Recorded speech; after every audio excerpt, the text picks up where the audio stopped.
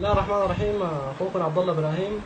طبعا بنعاني كثير في السودان من انقطاع التيار الكهربائي، وطبعا هي مشكله كبيره جدا. انا اليوم حاولت كيف اولد الكهرباء من البطاطس اللي هي فيها شحنه كهربائيه عاليه. ان شاء الله عز الله توفيق. والادوات بنحتاج لبطاطس، بطاطس طبعا متوفر عندنا، ومصباح بتاع كهرباء اللي هو بتاع بيان، واثنين مسامير بتاعت خشب. يلا نبدا الفكره ان شاء الله تنجح. نقوم بادخال المسامير بتاعت الخشب داخل البطاطس عشان تنقل لنا الشحنه الكهربائيه.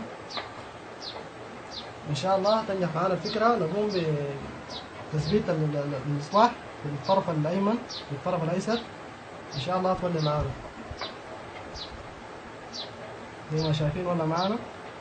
ممكن برضو تقوم بشحن الجوال اللي هو التليفون عندنا، ده الشاحن.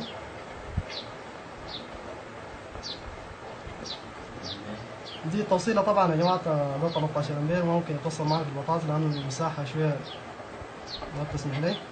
قمت بتوصيل سلك عشان نقدر نتوصل مع بعض. بسم الله.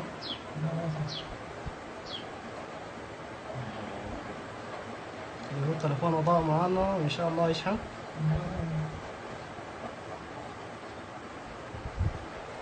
اللي هو جاري الشحن.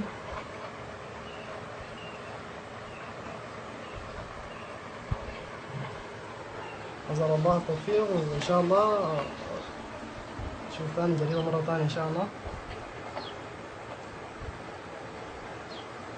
إن شاء الله الجميع يستفيدوا من الفكرة.